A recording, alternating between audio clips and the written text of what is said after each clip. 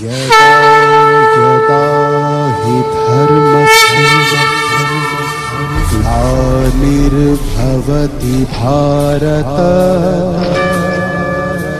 अभ्युत्थानम् अधर्मस्य तदात्मानं सृजाम्यहम्।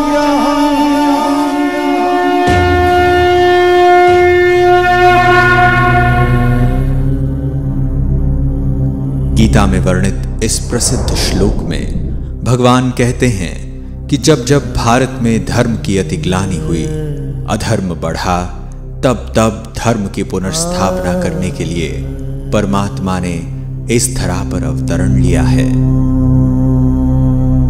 आज अधर्म अपनी चरम सीमा पर पहुंच गया है और पाप का घड़ा भर चुका है, और यह कहना बिल्कुल भी अतिशयोक्ति नहीं होगी कि वर्तमान समय हम घोर कलयुग से गुजर रहे हैं, जहां एक ओर विज्ञान, तकनीक और भौतिक साधनों की अति हो रही है, वहीं दूसरी ओर जनसंख्या, प्रदूषण, हिंसा, दुख और अशांति की भी अति हो रही है। मानव में निहित मनोविकार भी अपनी चरम पर पहुंच चुके हैं। कहा भी जाता है कि अति के बाद अंत होता है। हम आज एक ऐसे ही युग परिवर्तन काल से गुजर रहे हैं जब हम एक महापरिवर्तन के साक्षी होने जा रहे हैं, और इस महापरिवर्तन की शुरुआत तब हुई जब स्वयं सर्वशक्तिवान परमात्मा परम धाम से इस साकार मनुष्य लोक में अवतरित हुए। हजारों वर्षों से मानव जिस ईश्वर को पुकार रहा था, जिसके एक दर्शन पाने के लिए अनेकों आत्मघाती प्रयास कर रहा था, वह हम सभी आत्माओं के प्यारे परमपिता सिंध के हैदराबाद में दादा लेखराज के तन में सन 1936 में अवतरित हुए। सर्वप्रथम उस त्रिकालदर्शी परमात्मा ने दादा को आने वाले महाविनाश का साक्षात्कार कराया। उन्हें प्रकृति के पांचों तत्वों का विकराल तांडव दिखाया।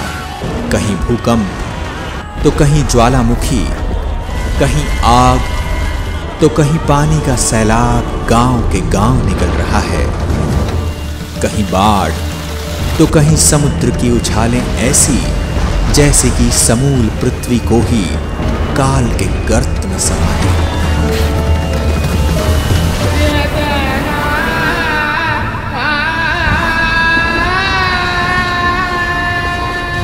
साथ ही उन्हें कत्लेआम का मंजर भी दिखा, जहां सारे विश्व के महायुद्ध में विध्वंसकारी हथियारों द्वारा नरसंहार दिखा, तो भारत में गृह युद्ध द्वारा खून की नदियां बहती हुई दिखी।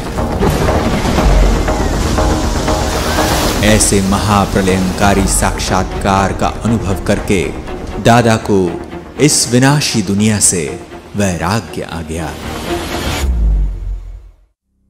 तत्पश्चात परमात्मा ने उन्हें कलयुगी सृष्टि के महाविनाश के बाद आने वाली स्वर्णिम सतयुगी सृष्टि का भी दिव्य साक्षात्कार कराया, जिसमें उन्हें एक अति मनभावन दुनिया का नजारा दिखा। एक ऐसी दुनिया जहां चारों ओर सुख, शांति और पवित्रता थी। एक ओर जहां प्रकृति अपने संपूर्ण सतोप्रधान स्वरूप में थी, वहीं सभी मानव भी सर्वगुण संपन्न देवता स्वरूप में विचरण कर रहे थे। सर्व प्राणियों में भी प्रेम और सद्भाव की भावना थी। उस दुनिया में श्री लक्ष्मी और श्री नारायण का राज्य था। उस सर्व सुख से संपन्न युग में एक राज्य, एक धर्म और एक भाषा होने के कारण हर कोई सुखी और समृद्ध था।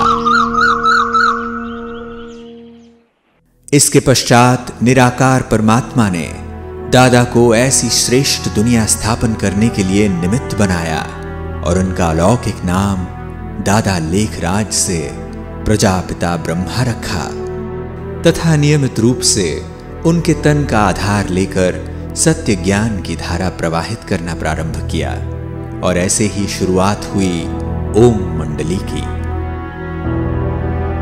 यहां आने वालों में अनेकों को दिव्य साक्षात्कार होने लगे और धीरे धीरे यह ओम मंडली पूरे हैदराबाद में विख्यात हो गई। इस पूरे संगठन ने 14 वर्षों तक गहन तपस्या की और 1950 में ओम मंडली पाकिस्तान से भारत में आबू पर्वत पर स्थानांतरित हुई तथा ओम मंडली नाम को परिवर्तन कर प्रजापिता ब्रह्मा कुमारी ईश्वरीय विश्वविद्यालय रखा गया। ज्ञान, योग, धारणा, सेवा द्वारा प्रभु प्यार में पल रही शिव शक्तियों ने धीरे धीरे भारत और विश्व में अलग अलग स्थानों पर सेवा शुरू की। सन 1969 में ब्रह्मा बाबा अपनी संपूर्ण अवस्था को प्राप्त कर अव्यक्त हो गए, परंतु परमात्मा द्वारा स्थापित किया गया यह अविनाशी यज्ञ आगे बढ़ता ही गया और आज सारे विश्व में फैल चुका है। 8 दशक पूर्व परमात्मा ने ब्रह्मा बाबा को भविष्य में होने वाले महापरिवर्तन के जो नजारे दिखाए थे वे आज हमें साक्षात देखने को मिल रहे हैं। आज हम बारूद के ढेर पर बैठे हैं। पूरी पृथ्वी को कई बार नष्ट कर दे इतने परमाणु हथियार आज हमारे पास हैं। 2 विश्व युद्ध तो हम देख चुके हैं और तीसरा विश्व युद्ध कितना विकराल हो सकता है उसका अनुमान हम लगा सकते हैं। वायुमंडल में हो रहे परिवर्तन भी हमारे सम्मुख हैं। ग्लोबल वार्मिंग आज पूरी दुनिया के लिए चिंता का विषय बन चुका है। अनेकों पीस कॉन्फ्रेंसेस और क्लाइमेट चेंज कॉन्फ्रेंसेस होने के बावजूद भी कोई भी इस विकट परिस्थिति को नियंत्रित नहीं कर पा रहा है।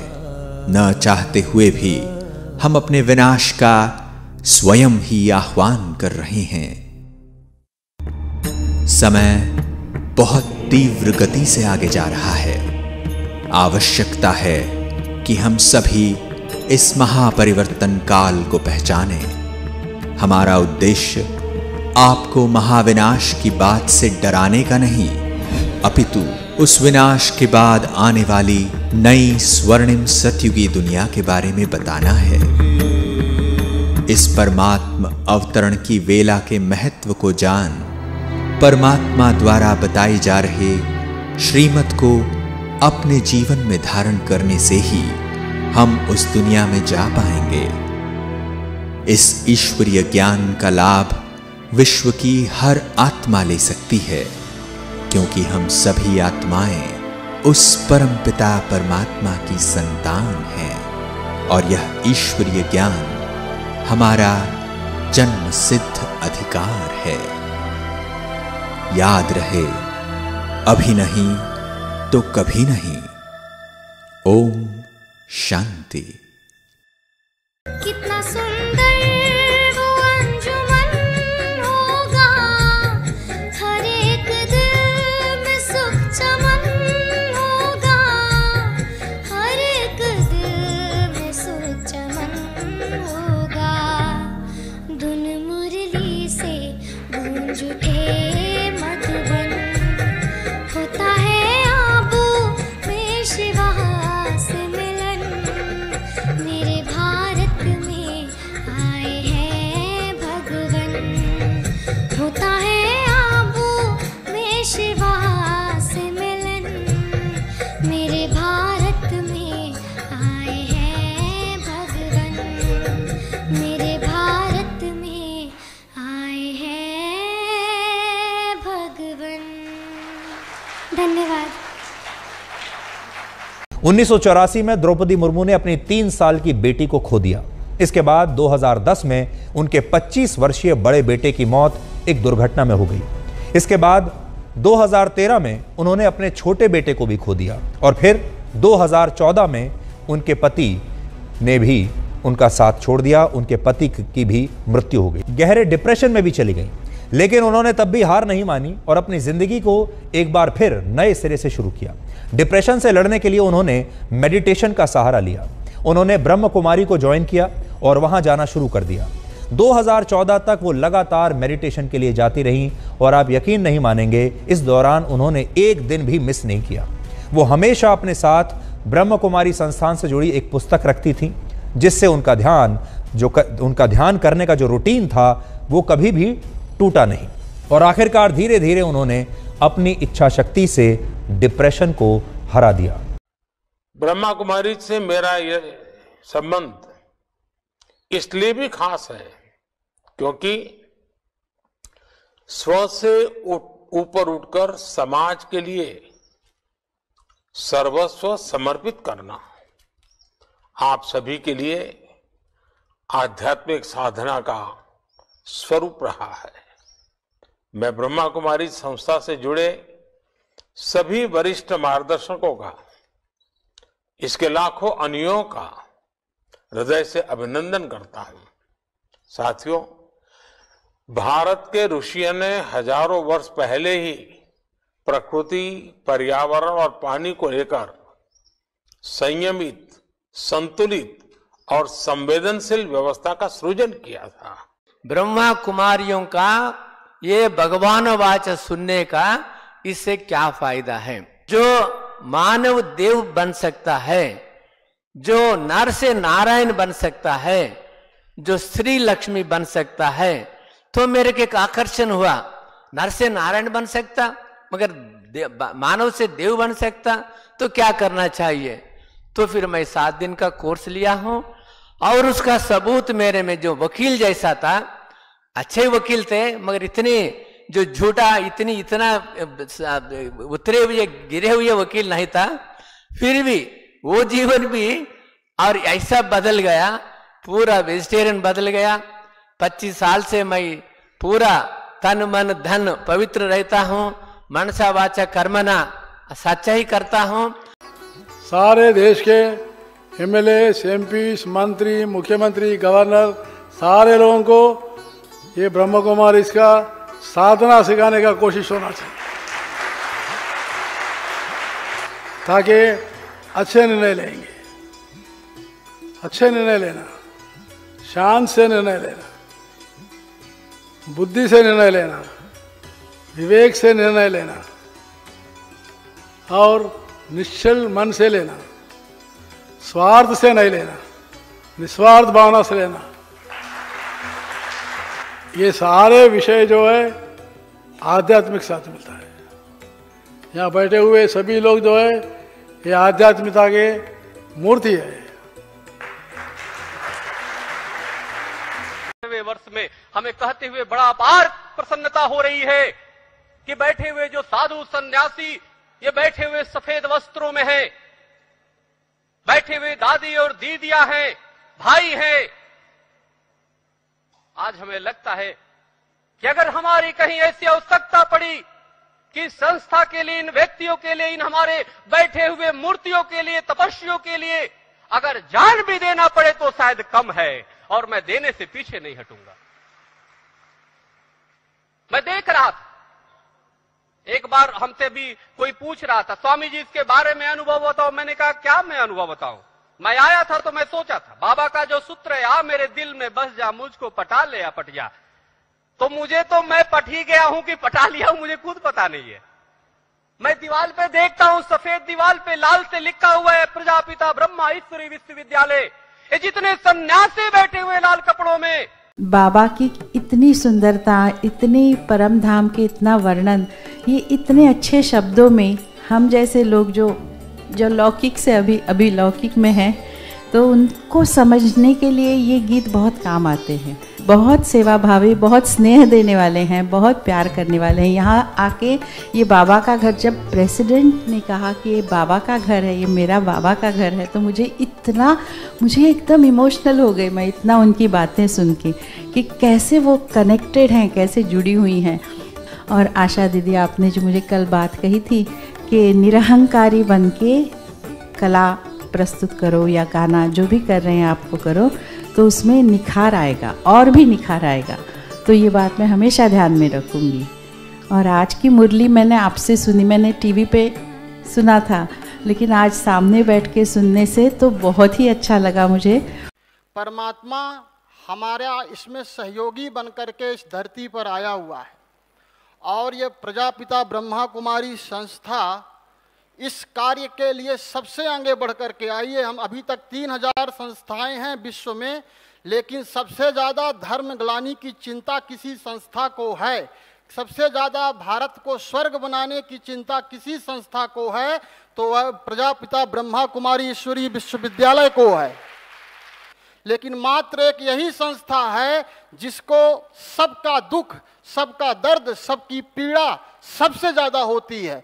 क्यों? क्योंकि संस्था का संचालन कोई मनुष्य नहीं कर रहा, स्वयं परम पिता परमात्मा शिव, जिसे कहें राम कहें, वही संस्था को चला रहा है। मैं यहाँ जब आई तो मुझे महसूस हुआ कि मैं शक्ति हूँ, क्योंकि यहाँ पर ब्रह्म कुमारी, ब्रह्मा जी से कुमार और कुमारी उनके जो बच्चे निकले हैं, ये उसके बाद जो है वो प्रक्रिया आगे चलती है जिसमें आपको खुद को पहचानना है और ऊपर वाले से कनेक्ट करना है।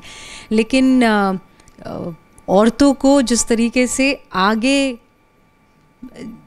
पहले पायदान पर रखा गया है, एक औरत होने के नाते मुझे ये अभिभूत करता है, ये मुझे बहुत खुशी देता है कि आदि शक्ति और पूर्ण शक्ति से ज़्यादा इस बात पर जोर दिया गया है कि आप ही के लिए, आप ही की वजह से और आप ही हैं, इसलिए हम आगे बढ़ पा रहे हैं। पंडित अपना ज्ञान बिखेर सकते हैं, लेकिन जिस चीज की आवश्यकता है, प्रेम, शांति और सद्भावना, ये कौन दे? यहाँ पे इस संस्था में मुझे यही एक विशेषता दिखती है कि यहाँ सभी लोग बड़े प्रेम से, सद्भावना से रहते हैं। मैं यहाँ आने की मैं वजह बताता हूँ। मैं शूटिंग कर रहा था प्रयागराज में, यहाँ से 2.5 घंटे फ्लाइट से लगते हैं। हमारी शूटिंग आज बंद रखी है हमने। मैंने कहा नहीं जाना है, क्योंकि ये बात करने का मौका मिलेगा मुझे।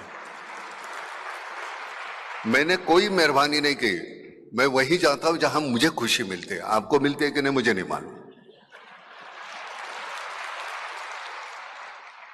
I like you not because of what you are, but what I am when I am with you. मंदिर मुझे अच्छा नहीं लगता, मंदिर में जाने के बाद मुझ में जो बदलाव आता है वो मुझे अच्छा लगता है, इसलिए मुझे मंदिर अच्छा लगता है। आज इस मंच के ऊपर इतने प्रेरणा स्रोत विराजमान है। मेरे जैसे अदने से आदमी के लिए ये क्षण अगर मैं पिरोने का प्रयास करूं तो मेरे लिए वो ऐसा है या उससे कम नहीं है कि एक मां की आगोश में या मां की गोद में महसूस करने जैसा है।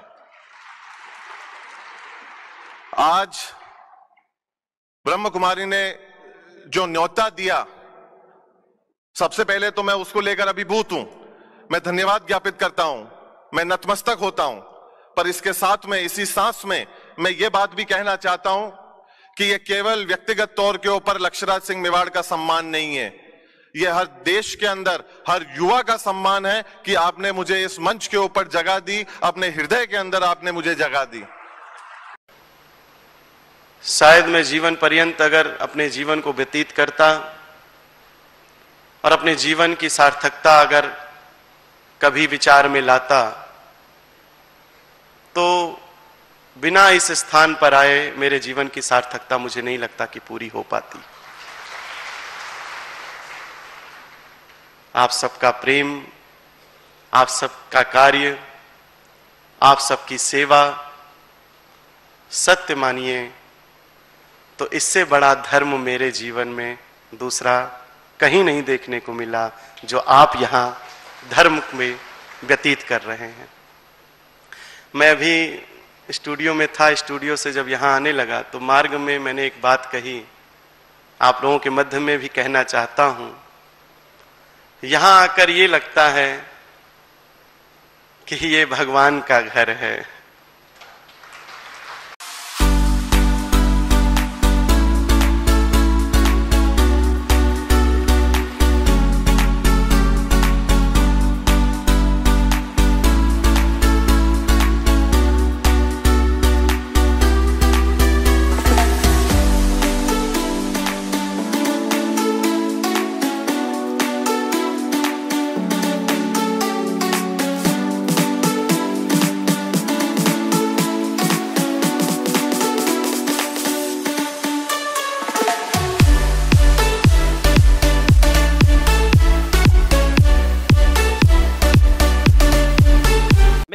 बहनों को, अपने भाइयों को परेशान नहीं करना चाहता, उसके लिए हम लोग बने हैं। बस मैं इतना चाहता हूं दीदी ब्रह्म कुमारी संस्थान से, क्योंकि मेरी खोज पूरी हो गई। मैं चाहता था कि राम मंदिर के बाद में राष्ट्र मंदिर का निर्माण हो। मैं चाहता था कि रामराज की परिकल्पना साकार हो। इसका बीड़ा ब्रह्म कुमारी संस्थान ने उठाया, ईश्वरी विश्वविद्यालय ने उठाया। और साहब, जब रणचंडी बनकर के एक काली माता अपने हाथ में खप्पर लेती है, जब दुर्गा माता अपने हाथ में त्रिशूल उठा लेती है, तो पूरे ब्रह्मांड में भूचाल आ जाता है। जब 50,000 मेरी एक साथ ब्रह्म कुमारी बहनें इकट्ठा होकर के और किसी चीज की रामराज की परिकल्पना साकार करने के लिए चल पड़े, तो हमको लगता वो दिन दूर नहीं जब रामराज पृथ्वी पर धरातल सामने आकर के दिखाई पड़ने लगा। मैं पहली बार यहाँ पर आई हूँ और यहाँ पर आने के बाद मुझे बहुत ही सुख की और शांति की अनुभूति हुई है। मुझे एक चीज़ बहुत प्रभावित की है यहाँ पर। मुझे लग रहा है यहाँ एक एक व्यक्ति प्रेम के धागे से बंधा हुआ है। जैसे किसी माला को देखते हैं तो सारे मोती एक ही धागे के साथ जुड़े होते हैं। तो मैं यह अनुभव कर रही हूँ, हर व्यक्ति एक दूसरे से प्रेम कर रहा है, एक दूसरे का सहयोगी बन रहा है, एक दूसरे को काट नहीं रहा कि मुझे आगे बढ़ना है। वो जानते हैं कि हम सब मिलकर एक साथ चलेंगे तो हमारा ये संस्थान ऊंचाई पे जाएगा और हम मानवता की सेवा कर पाएंगे जी। तो ये एक चीज़ मुझे बहुत प्रभावित की और मुझे बहुत अच्छी लगी और मुझे लगता है ऐसी ही हार्मनी, ऐसी ही पीस पूरे विश्व में फैलनी चाहिए। जी जी, आप भी मेडिटेशन सिखाती हैं दीदी सभी को। और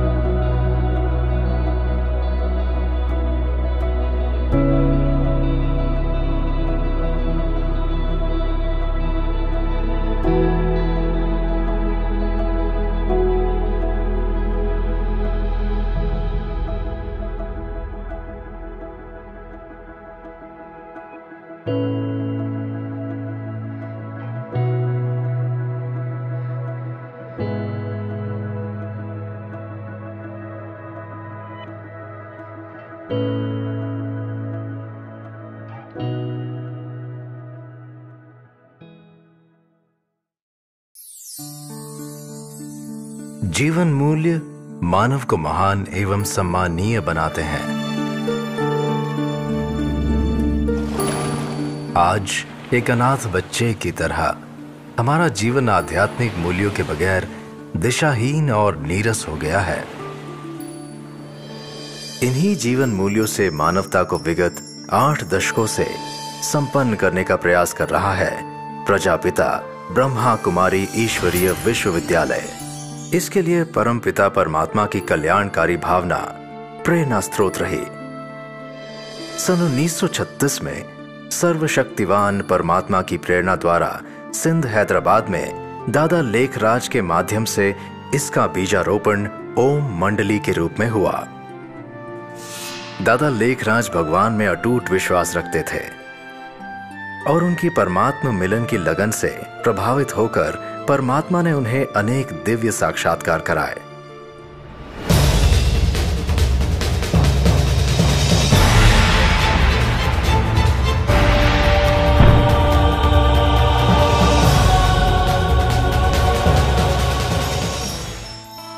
और उन्हें प्रजापिता ब्रह्मा नाम देकर नए युग की स्थापना के लिए निमित्त बनाया। इसके पश्चात अनेक लोग ओम मंडली से जुड़ने लगे।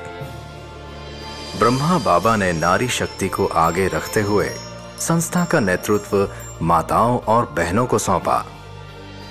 विभाजन के पश्चात सन 1950 में ओम मंडली पाकिस्तान से भारतवर्ष के राजस्थान प्रांत में आबू पर्वत पर स्थानांतरित हुई। तत्पश्चात ब्रह्मावत्सों ने लोक कल्याण हेतु अपने कदम देश विदेश में बढ़ाए और यह संस्था प्रजापिता ब्रह्मा कुमारी ईश्वरीय विश्वविद्यालय के नाम से विख्यात हुई। 18 जनवरी 1969 में संस्था के संस्थापक पिता श्री ब्रह्मा बाबा अपनी देह को त्याग कर अव्यक्त हो गए। तब संस्था का कार्यभार दादी प्रकाशमणि जी ने संभाला। उनके कुशल नेतृत्व में आज ये संस्था सारे विश्व में 133 देशों में अपनी 9000 से अधिक शाखाओं के साथ एक विशाल वटवृक्ष का रूप ले चुकी है तथा आबू पर्वत स्थित पांडव भवन संस्था का अंतर्राष्ट्रीय मुख्यालय बना। इसके अलावा देश विदेश में भी मूल्यनिष्ठ समाज के लिए प्रत्येक वर्ष 1000 से भी अधिक राष्ट्रीय और अंतर्राष्ट्रीय स्तर पर संगोष्ठियां एवं सम्मेलनों का आयोजन किया जाता है। सन 1981 में संस्था को संयुक्त राष्ट्र संघ के गैर सरकारी संगठन NGO के सदस्य के रूप में मान्यता प्राप्त हुई तथा संयुक्त राष्ट्र संघ ने मानवता की सेवा के लिए संस्था को 7 शांति पुरस्कारों से सम्मानित किया। समाज के आध्यात्मिक सशक्तिकरण हेतु हर प्रकार के व्यवसाय से जुड़े लोगों को राजयोग की निशुल्क शिक्षा प्रदान की जाती है। महिलाओं, युवाओं, शिक्षाविद, मीडिया कर्मी, स्वास्थ्य जगत से जुड़े लोग तथा अन्य सभी वर्गों के लोगों की आध्यात्मिक उत्थान करने हेतु 20 प्रभागों की स्थापना की गई है, जो पिछले 3 दशकों से अविराम सेवा कर रही है। वर्तमान समय मुख्य प्रशासिका के रूप में राजयोगिनी दादी जानकी जी संस्था की संभाल कर रही हैं तथा राजयोगिनी दादी हृदय मोहिनी जी अतिरिक्त मुख्य प्रशासिका एवं आदरणीय दादी रतन मोहिनी जी सह मुख्य प्रशासिका के रूप में उनकी सहयोगी हैं। आध्यात्मिक जगत के ये तीनों ही श्रेष्ठ सितारे इस यज्ञ को निर्विघ्न चला रहे हैं। यहाँ पर हर धर्म, जाति, आयु, भाषा का व्यक्ति इस ईश्वरीय ज्ञान से स्वयं को लाभान्वित कर सकता है। अब तक विश्व के लाखों भाई बहनें अपनी संकीर्ण विचारधारा से मुक्त होकर वसुधैव कुटुंबकम की भावना द्वारा मूल्यनिष्ठ समाज के निर्माण के निमित्त बन रहे हैं। ओम शांति।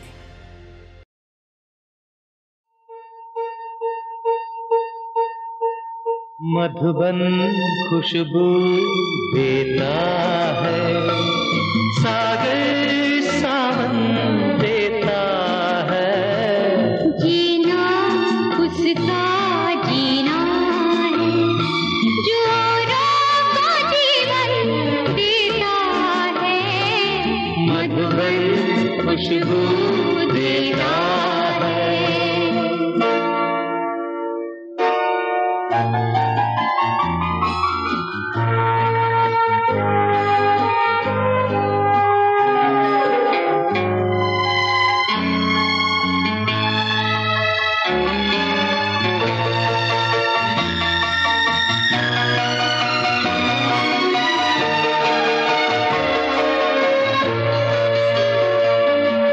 सूरज